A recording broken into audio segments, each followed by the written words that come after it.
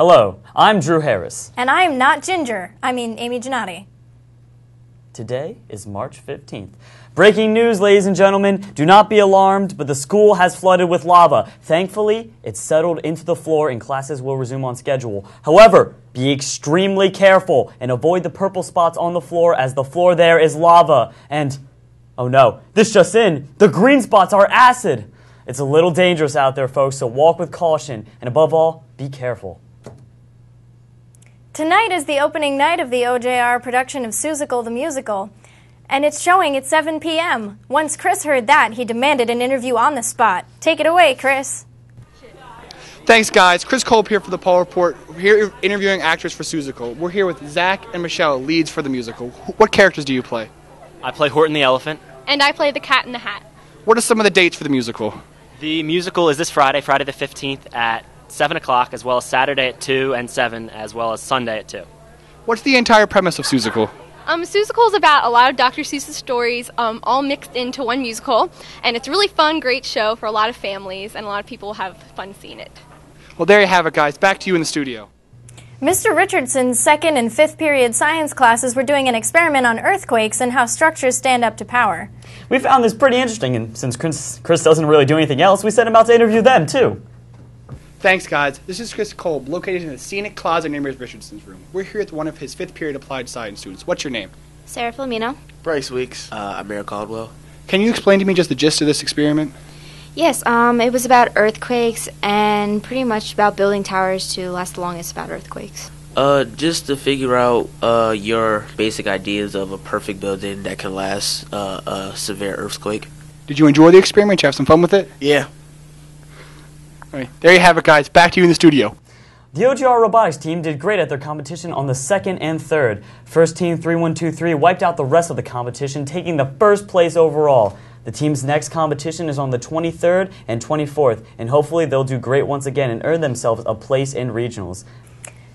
Speaking of students in the spotlight, Invite to the Spotlight is back with another segment. This week it's senior Sarah Rivkin. And this is Invite to the Spotlight. This week we're talking to Sarah Rivkin, who is known as the girl that's always walking a dog around school. Can you tell us exactly what you're doing with the dogs? The dog I bring to school, her name is Archie, and she's the second puppy I've raised for the Seeing Eye, so I'm her puppy raiser. So I'm responsible to bring her to school or shopping, social places, to get her exposed and hopefully prepare her to be a Seeing Eye dog. Now, what exactly is the Seeing Eye Company? They are an organization based out of Morristown, New Jersey, who provide dogs for blind or visually impaired people, and they rely on puppy raisers such as myself to raise the dog from puppyhood to a year old before they're trained to work with a blind person. How long do you usually raise a dog for? You get the puppy at 7 weeks old, and you have the puppy until about 14 or 15 months old. And do you train dogs yourself outside of this program? Outside of being a Seeing Eye puppy raiser, I also show and train standard poodles, and I work in a dog grooming shop with my mom that's family owned. Would you say you do well in competitions? It's taken a little bit while to establish yourself because dog shows are pretty political and competitive, but I'm definitely getting somewhere and I'm starting to really find my passion. Well, that's great. That was Invite to the Spotlight for this week. The annual Spring Blood Drive is coming up, so if you're over 17 and need extra credit for your health class, be sure to sign up. The event will last all day, and each donation will take about an hour. Be sure to know your blood type, and keep in mind that you might not be able to donate. If that happens to be the case, you can still volunteer to help out. Just talk to your health teachers. Don't forget about the first annual Sustainability Fair tomorrow at West Vincent Elementary School, being held by the Sustainability Committee of the West Vincent Township. The fair will start at 10 a.m. and last until 2 p.m. This fair will give you the chance to learn more about how you can conserve energy and save the environment.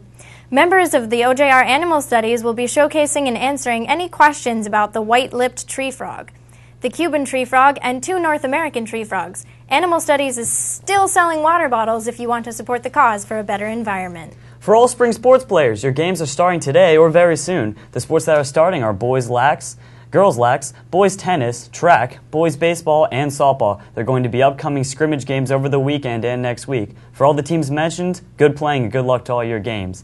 And we'd like to issue a very, very special congratulations to Steve DeRaffalo for being selected as the District 1 Wrestling Coach of the Year. Congratulations. And to continue this winning streak for the wrestling team, there are even more awards. This past weekend, OJR sent 3 individuals to the PIAA State Wrestling Tournament. All 3 qualifiers, Derek Galata, Colby Frank, and Gordon Bolig, placed 8th and earned the PIAA State medals. This is the first time in the history of OJR that the school has had 3 medalists at the PIAA State Championships. With college right around the corner for seniors, it may seem very exciting. However, excitement comes with a cost. And for anyone who doesn't have an elevator in their house, it's a big cost. Thankfully, there are many scholarships on Naviance to help finance your education. In March, we have the Cecil Tate and Chester County Schools Nurses Scholarship. In April, we have the Chester Delaware County Farm Bureau, Greater Phoenixville Healthcare, Kelsey Kramer, and the Message of Hope Scholarships. And finally, in May, we have the Sandy Hill Scholarships. To total it out for you, that's at least $39,500 worth of scholarship money, and there's much more than what I mentioned. So hop on Naviance and go to the Colleges tab to save your mom and dad some money.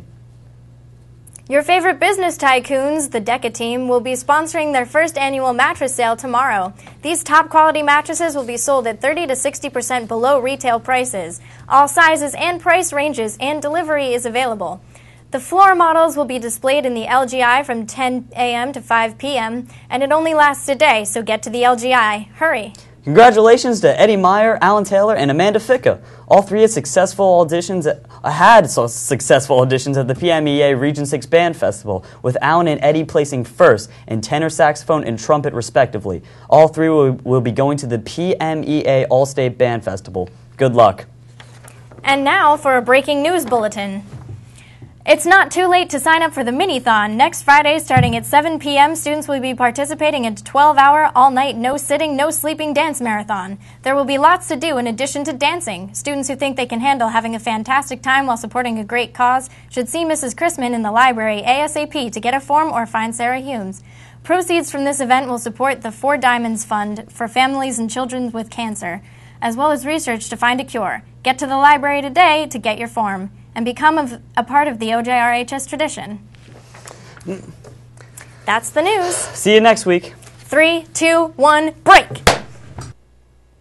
It's done. It's done. It's done. Thank you. Thank you. Thank you.